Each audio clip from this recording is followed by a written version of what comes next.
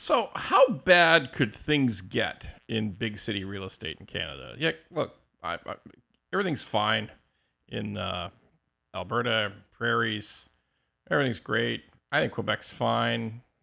Could be a few little issues in Montreal, not big, but they're fine.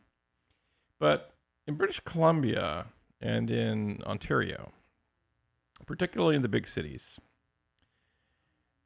Vancouver, Toronto, GTA, I'm wondering about things happening here. Like let's face it, folks. If you read the Newsline, if you read Apple News, if you read the business stuff and Globe and Mail online, and read all the different news information you can get about real estate, it ain't looking fucking good.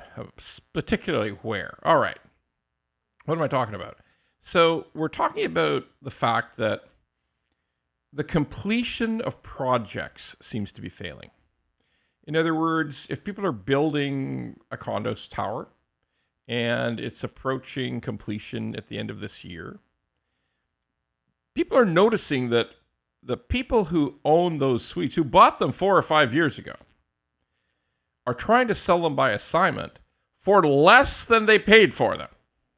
Less than they paid. Now they put a deposit in there. Let's say $500,000 suite. They put in $100,000 deposit. They're willing to give up their deposit. Like they're willing to say, yeah, you can take it off my hands for $400,000. By the way, the plan was always to do that for more. Like they were never planning on closing. They went through a history of the last 10 years of making money, and they would buy something for $200,000, sell it for $325,000. And Bob's your uncle. They just move on to the next. That's impossible now. People are actually assigning condo sales for less than the purchase price, which never happened before. Now, the most important aspect of that is, in a lot of cases, nobody's fucking taking them. Okay, like it's not taking them. All right, like they're offering them for less than what they paid. Some of them are offering them for less than the deposit. Like just lose money and no market for it. So why do I ramble on about this all the time? Because there's some very interesting possibilities here. Well, and none of them are good.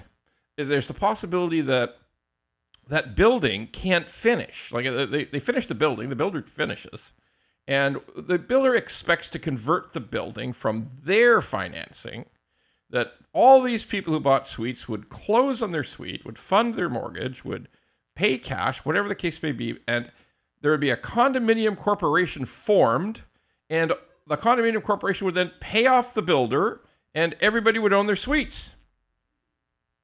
What if that doesn't happen? What if enough people cannot close? I mean, I'm not even talking about the appraisal issues, like what happens when it comes time to appraise the property, and maybe there's solutions for that today, but maybe those solutions will disappear. Because the important part is we're noticing this everywhere. We're noticing it consistently. Other people are noticing, like the bank regulator, OSFI's noticing. The banks themselves are noticing.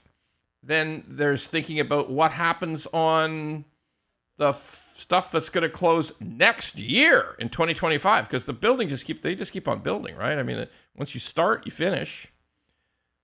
But will you finish? Like on the 2026 stuff, and let's face it, that was just bought in 2021, which was a very hot year for real estate.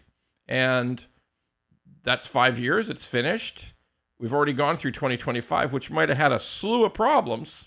And then what the hell are we going to do in 2026? Like, it might be Condomageddon. Like, I don't know, but we'll have the benefit of lower rates. Rates are coming down. Mortgage rates will come down. Prime rate will come down. That will happen. But this is an illustration of what goes wrong in an economy when so many bets are placed on real estate, sort of speculative bets are placed on real estate, that, yeah, this thing's going to go up forever. I can keep paying more and more and more and more for condominiums because it just goes up eternally. Okay, until it stops. Until it just stops. It's too much. By the way, there's a little bit of this going on with single family homes right now. Some of the stuff in the townhouses and single families that are finishing just now, they're up against it. People don't know what the hell to do. We see that stuff. Like it's not universal. It's not like they're all going to fail. They're not, okay? But we see enough cracks in it. So why do I talk about this stuff all the time? I talk about it because if it increases, if there's more failure to complete, that means somebody financed, a bank, a pension, not a pension plan, but a bank or a private equity company or a private owns the building or a private debt company. Like somebody financed the building of these buildings. Somebody financed the building of these houses, okay? And there's going to come a moment when they're going to look at the future of this, and again, it just keeps on coming. Like the building of actual low-rise houses has stopped. It stopped last year. There's none going up right now. Zero. And some stuff's finishing, and once it's finished, there'll be no more. So the question starts to become the vulnerability of the financial system. Now, I'm telling you, I don't think it's in danger. I think our banks are greatly well capitalized. They're well managed, but like it's possible that on these condo towers, we might see issues that we actually haven't really seen before in Canada, or maybe just saw them back in 1990, like 35 years ago. I'm not sure, but I see signs every day that this ain't going well. And there's tens of thousands of units that will complete in 2025 and 2026. Folks, I'm unsure, but I'm going to be keeping a close eye on it, and it's something we should be thinking about in the real estate business.